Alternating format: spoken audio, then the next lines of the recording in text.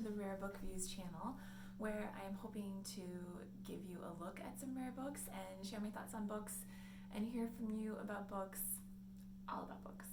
If you're interested in those things, do me a favor and subscribe. That would be awesome. And let me know if you are interested in this type of video and what you collect. I love hearing what other people find interesting and what other people are hunting for. Today I went to a used book sale. It was dramatic. We had some line shenanigans. There was a gentleman who was trying to socially engineer himself to a better position, and a couple of us tried to politely encourage him to maybe get back in the line, and it distracted me. And it was just very dramatic in general. There were a lot of people there. It seemed maybe because people were Christmas shopping or holiday shopping, or I don't know. There were a lot of people there. I did not take video. So also let me know if you really enjoyed the video that I take off the shelves, because I didn't have a chance to do it, and I wonder if people particularly like it. Should I make an extra effort? Should I do that? Let me know. I did find kind of a lot of books. I found some things for presents that I cannot show you because they're secrets, and I found some cool things that I'm happy to show you. I found 2 Harry Potters. These are UK editions. I did another video on my own Harry Potter collection, and I'll put a link to that in the notes so you can take a look. These are the UK, published by Bloomsbury. That is the original publisher. So famously, J.K. Rowling had a really hard time finding a publisher for her incredibly successful book. And it does make you wonder about that system. But Bloomsbury published it, and not because it was published in the UK, it was really published for a UK audience. So these are the original text has the UK slang and spelling, and I think they're kind of fun to read. If you are a Harry Potter collector or you know one, this is a great thing to have if you have a collection or you're building a collection. It's really nice to compare them. If you've read them more than once or a dozen times, like some of us, you'll really notice that the spelling and the language changes a little bit. So I found a paperback copy in really nice condition of the second one, and it has the original. This has a price tag, and I'm not sure what country that is. Maybe Rant? Not sure. $49.95 seems like a lot, so that's not Canadian. I'm not sure where this was sold. But it was originally in the UK, and that just cost me $1, I think. And I also got the third one in hardcover. And this one I can show you in case you're interested in editions. In this publisher puts right here a number line, and you want to see a 1 or a first edition. They actually spell it out for you, first edition. The first state of the first editions in these books are the real blockbusters. Those are the ones that you hear about selling at auction for astronomical sums of money. To tell if it's really the first state of the first edition, there are publisher points. You can find references to them online about, on this page, this one word is spelled wrong, and then in the next state, they maybe fixed it, and we're still calling that the first edition. So you need those points to tell if it's really valuable. This one is a 19th edition, so no. But they do have value in the United States from a U.S. shipper on eBay, which is where I'll sell them. It is kind of nice to get them that way. I'll save them up and see if I can get the whole series and then sell them as a lot, find them a new home. I think for paperbacks, you might be able to get that there's 7 of them. So it might be $20 to $30 if you're lucky for all 7 of them. In really good condition, it might be a little bit more. In the hardcovers, they can get a little bit pricier. So if you're really lucky, maybe $5 a book is going to run me $35 plus shipping. That's really not bad for something special. And if it's in nice condition, now be aware, the editions, the later books in the series, they printed so many of them, you'd be hard-pressed to find a copy that isn't a first edition. So for number 6 and number 7, don't let people brag to you that it's a first edition. I don't think you would find one that wasn't. But if you find all 7 of them in used but good condition, $35 I think is reasonable and not that bad for something fun to have and check out. It's a really great gift if you know someone who's a Harry Potter fan. To get the UK edition is fun. There are UK editions that they printed later with different covers. There was an adult edition, which are black and white, and maybe while you're reading it in public won't seem like you're reading a kid's book, but I wouldn't judge you. You read a kid's book all you want. This is really cool. I found some vintage copies of Nancy Drew. This is the hardback but without the dust jacket. These editions are kind of fun. There are many editions of Nancy Drew's, and you'd have to do some research really to know exactly which one. But originally, a little bit of a larger format with nothing on the cover, just the title, and then many things happened. This edition is the tweed. I think this is kind of fun. The end papers are illustrated, and these are an earlier one. They changed later to be a bunch of cameos, little tiny ones all over.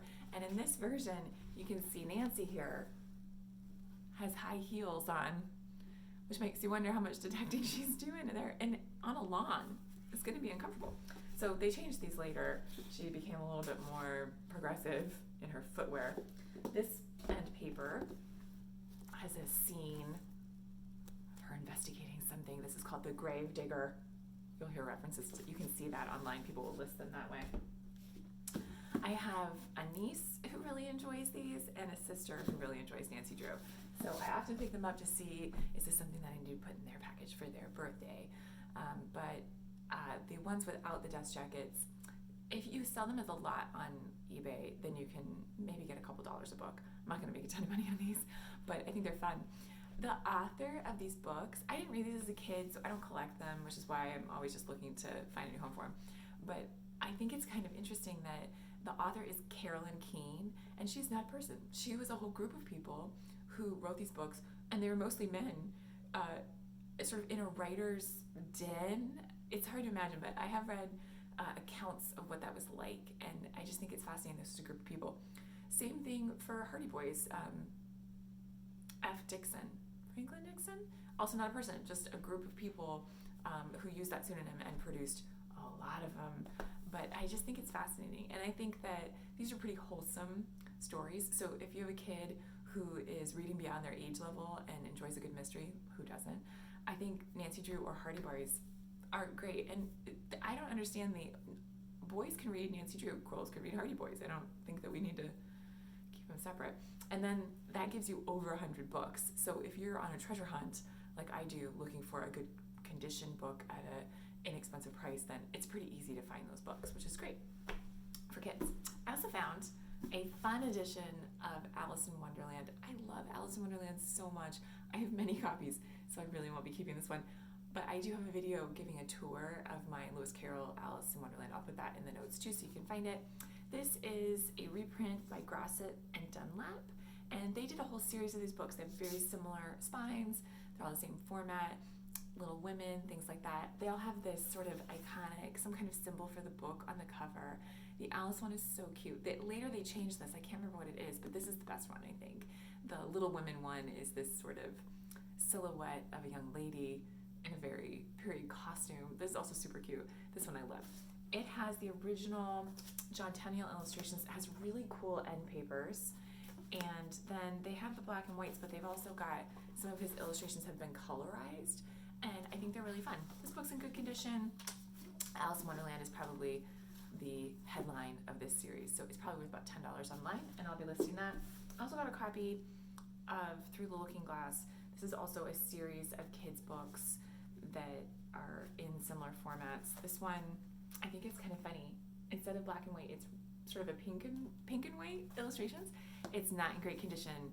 The spine has had a hard life. But I'll put these together and see if I can find a new home for them. I also found a new, crisp, like the day it was printed, copy of The Little Prince. This is a book that I find every now and then, and I always snap it up because people are always looking for this.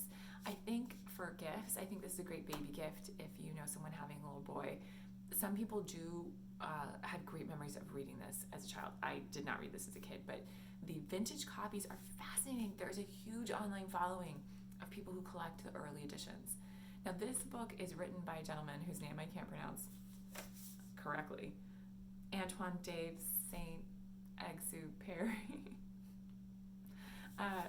who was French, and he fought in the war. He was a pilot, I believe, and he has a couple books. This is really his most famous one, and it was originally published in the United States in French. So the French version of this book was published in the United States, and then later it was published by other people, so the copyright ran out. It was originally published by Raynal and Hitchcock, and then it was sold to Harcourt and Brace. I think at the time it was Harcourt and Brace, and then later they became hardcore brace and world. And there are a lot of guides online to try to figure out exactly what edition it was. They changed the cover. So on this book, this is a brand new book. The copyright page says 1970s. There is an ISBN, so definitely 1970s or later. This book has a blue cover with a pretty metallic embossing. The original one was sort of a tweed, and they changed colors multiple times. So you can get one in blue or green, or most of them were a beige. There was a red one. So the Raynal and Hitchcock is the most valuable, and then later the hardcore brace, and then this one is even later because it has an ISBN, and that wasn't introduced until the 1970s. I know this is a later copy, but it is a great copy, and I'm sure I can find a new home for it. I also got, I've seen this many times. This is Grosset Dunlap reissuing of, so Grosset and Dunlap is a reprinter. They reprinted a lot of books, and many for children, a lot of classics. And you can imagine those books don't have copyright. They're just stories, so they don't have to pay anything to get the copyright, so it makes sense.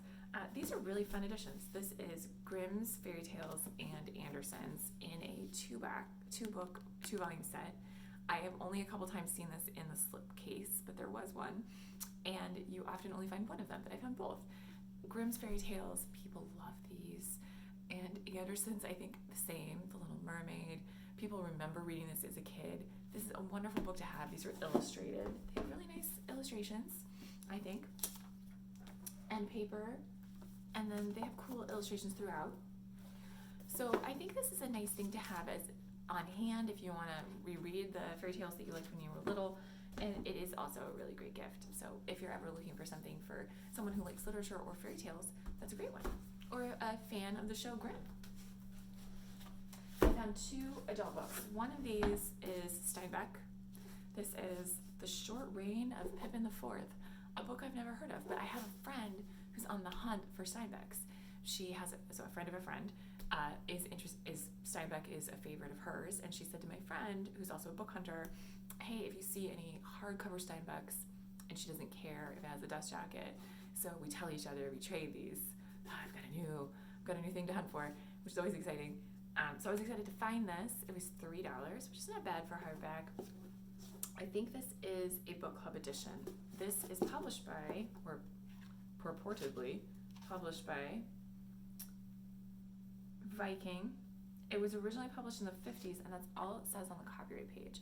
I don't really know that much about Viking and how to tell what edition it is, but on this book, you can barely see on the lower corner here, I'm not sure if you'll be able to pick it up on here, there's a tiny little indent, little tiny circle that's in the back. And that often means this is a book club edition, it's a reprint. It's called a slug, and you'll see, usually it'll be color, it'll be filled in. But I don't know for sure for Viking, but I believe this is a reprint, which is fine for the person who wants them. She just wants hardcovers of the books that she likes to read. The last one I found is really cool. This is a copy of Pride and Prejudice. This is a ex libris, like my Latin.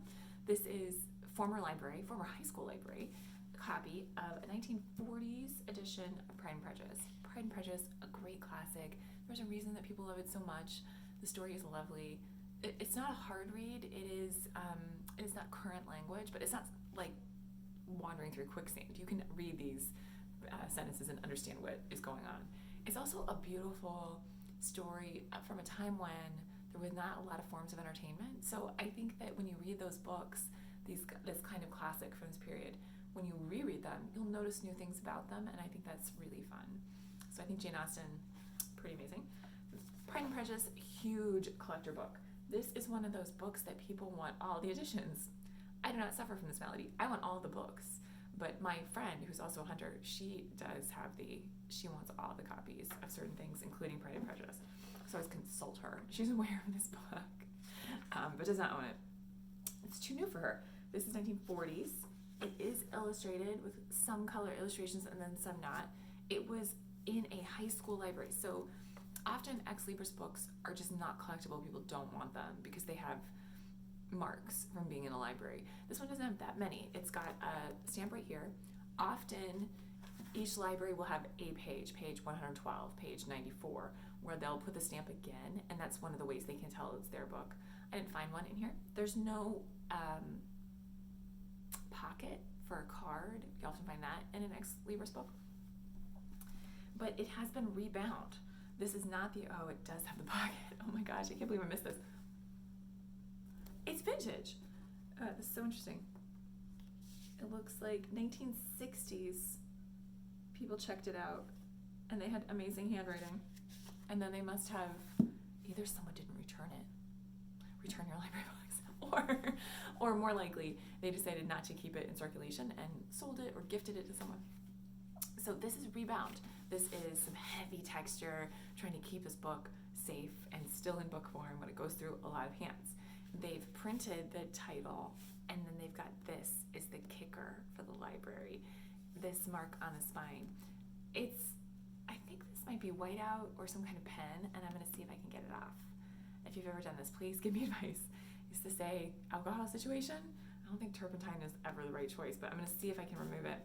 I have a copy, and like I said, I only need one of this particular book, but I will find it a new home. So you can see I found 12 books, which is great, I think, for a book sale. And oddly, nothing to read, nothing to just read myself this time, but there's always next time. So that is my book sale experience. I had a great time, found some good books, found some interesting books, found some older books. I hope you enjoyed this. If you did, let me know, drop me a comment, and thank you for watching. Happy reading.